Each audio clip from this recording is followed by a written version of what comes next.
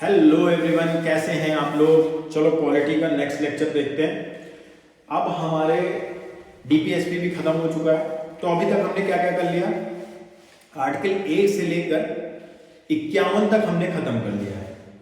ठीक है, मतलब 4 पार्ट हमने कंप्लीट कर लिए। पहला हमने यूनियन कंप्लीट कर लिया, दूसरा हमने सिटीजनशिप कंप्लीट कर लिया, तीसरा पार्ट हमारा फंडामेंटल राइट था वो हमने खत्म कर लिया, चौथा पार्ट हमारा डीपीएसपी का 36 से 51 वो भी हमने खत्म कर लिया। अब आती है बारी फंडामेंटल राइट्स की। क्या फंडामेंटल राइट्स पहले से थे हमारे? नहीं भैया, पहले से नहीं थे। जब हमारा कॉन्स्टिट्यूशन बना तब fundamental rights are not the part of Indian constitution, तब ये नहीं रखे गए थे। तब ऐसा सोचा भी नहीं गया कि ये पार्ट होंगे। क्यों फंडामेंटल ड्यूटीज क्यों नहीं होंगी अपने पार्ट?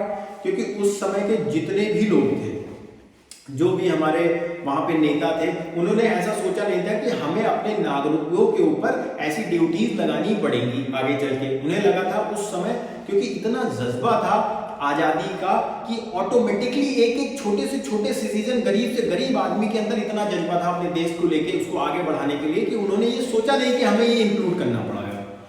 बाद में ये 42nd अमेंडमेंट एक्ट, जो कि आप लोग अगर जो लोग पढ़ चुके हैं वो तो जानते ही होंगे कि 42वां अमेंडमेंट एक्ट जो था संशोधन, वो मिनी कॉन्स्टिट्यूशन भी कहा जाता है। इमरजेंसी के टाइम पे जो हुआ था, उस समय इंदिरा गांधी जी ने लगभग बहुत सारे आर्टिकल चेंज हुए और अराउंड 50% कॉन्स्टिट्यूशन की चीजें चेंज हुई, और उसे इसलिए मिनी कॉन्स्टिट्यूशन भी कहा जाता था। ठीक है, तो पहले तो था नहीं, इसलिए देखो 51 चौथे पार्ट में जोड़ा गया, चौथा आ लगाया गया। पहले 51 ही था, 52 से दूसरी चीजें चालू हो जाती थी, प्रेसिडेंट आ जाता था हमारा। लेकिन अब इसको यहां बीच में लाना था, इसलिए 51A में लाई गई चीजें। पहले हमारे कितने थे? 0 फंडामेंटल ड्यूटीज हमारे में नहीं थी। उसके बाद 46 अमेंडमेंट एक्ट 1976, ठीक है सर, 10 ऐड किए गए। किससे प्रेरणा लेके ऐड किए गए? यूएसएसआर, अभी रशिया है तब यूएसएसआर हुआ करता था, उससे प्रेरणा लेके, क्योंकि उसने अपने सिटीजन्स के लिए कुछ ऐसी ड्यूटीज रखी, कुछ ऐसे कर्तव्य रखे, जो कर्तव्य अपने देश के लिए खुद एक सिटीजन को होना चाहिए।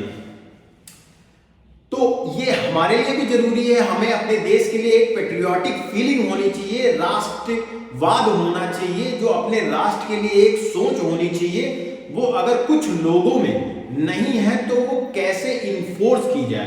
पहले ये इन्फोर्सेबल नहीं था, ये बोला गया कि ये चीजें होनी चाहिए, इस पे आपके केस नहीं था कि आपके ऊपर कानूनी कार्रवाई नहीं हो सकती, लेकिन इसके अंडर कुछ ऐसी आर्टिकल्स है 10। उसके बाद 86 अमेंडमेंट एक्ट सन 2002 में एक और ऐड हुआ, तो अभी के दशा में टोटल 11 है। पहले कितने थे? 0। अब बाद में 42वें अमेंडमेंट सन 1976 में कितने ऐड हुए? 10। 2002 में एक और ऐड हुआ, अब कितने हैं? 11। ठीक है, इन 11 में से कुछ ऐसे हैं जिन पे स्टार लगा देख रहे होंगे आप, एक ये, एक 7, एक 9, एक 11, तो मतलब 1, 7, 9, 11 4 ऐसे हैं जिन पे आपके ऊपर केस हो सकता है, दैट मीन्स इन्फोर्सेबल है। बाकी आपको आपकी भावनाएं ऐसी होनी चाहिए अपने देश के प्रति कि एक सेंस ऑफ रिस्पेक्ट होना चाहिए। बस ये यही कहता है, ये आर्टिकल यही कहता है कि आपके जो कुछ कर्तव्य हैं, कुछ सेंस ऑफ रिस्पेक्ट है अपने देश के लिए, वो आपके अंदर होना चाहिए। क्योंकि हम एक बड़ी लड़ाई लड़ के ये आजादी हमें मिली है, एक इंडिपेंडेंस मिली है, तो उसको ऐसे ही रियून नहीं किया जा सकता कुछ भी बोल के। ठीक है सर, और ये उस दायरे में हो कि आपके फंडामेंटल राइट्स भी बने रहे और आपकी ड्यूटीज भी बनी रहे। तो भैया कहां से लिया? यूएसएसआर से। पहले कितने थे? 0। बाद में कितने आए? 10। कब आए? 1976 में। कौन से अमेंडमेंट? 42वें। एक और ऐड हुआ, तब कितना? अब कितने हैं? 11। कब ऐड हुआ लास्ट वाला? तो 2002 में ऐड हुआ 86 अमेंडमेंट। ठीक है, तो पहला क्या कहता है? पहला कहता है हर सिटीजन कॉन्स्टिट्यूशन को फॉलो करेगा, कॉन्स्टिट्यूशन इज सुप्रीम, कॉन्स्टिट्यूशन को फॉलो करेगा और अपने राष्ट्रगान और राष्ट्रध्वज का आदर करेगा। अगर आप ये नहीं करते हैं, इस पे लगा है ट्रिपल स्टार, तो आपके डंडे बजेंगे। ठीक है, पहले ये नहीं था तब कोई बात नहीं, अब आदर करना। लाइक आपने देखा होगा कि हम लोग कहाँ जाते हैं, अरे पिक्चर देखने जाते हैं ना, मूवी थिएटर्स में जाते हैं और राष्ट्रगान होता है, कुछ लोग खड़े नहीं होते हैं और वो कहते हैं it's not my duty, it's your duty, आप रिस्पेक्ट करें। अगर नहीं कर रहे हैं तो लोग उस पर आपके ऊपर केस कर सकते हैं और आपके इन्फोर्सेबल है, आप नहीं करते हैं तो आपको पुलिस उठा ले जाएगी।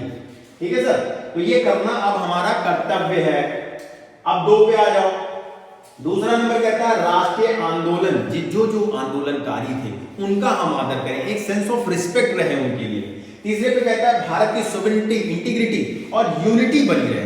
हम कोई भी ऐसा कार्य ना करें कि भारत की सोवरेनिटी, इंटीग्रिटी या यूनिटी अक्षुण्ण हो। ठीक है, अब सोवरेनिटी का क्या मतलब है? भारत की सोवरेनिटी कहां लाई करती है? संसद में। तो कभी भी भारत की सोवरेनिटी, इंटीग्रिटी और यूनिटी को हम कुछ ऐसा कार्य ना करें जिससे उसको इश्यूज हो। 3 हो गया। चौथे की बात करें, देश की रक्षा करें। देश की रक्षा करें क्यों? क्योंकि मान लीजिए कभी इमरजेंसी में, ये आर्टिकल तब आया कि मान लीजिए इमरजेंसी में किसी लड़ाई में हमें देश की जरूरत, मतलब हमारे युवाओं की जरूरत पड़ जाए, तो उस रिस्पेक्ट में हम देश की रक्षा के लिए खड़े हो सकें, तब हमारा कर्तव्य रहेगा देश के लिए लड़ना। और शायद इतिहास भी हमें यही सिखाता है कि आपके जितने भी सिटीजन हैं अगर वो पार्ट नहीं लेते हैं किसी युद्ध का, तो आपके देश के ऊपर संकट आएगा। फिर अगला भाईचारा बना रहे, ब्रदरहुड बना रहे। 5वें नंबर पे कहा जाता है ब्रदरहुड बनाना हमारा काम है। हिंदू, मुस्लिम, सिख, ईसाई सबको भाईचारे से रहना है।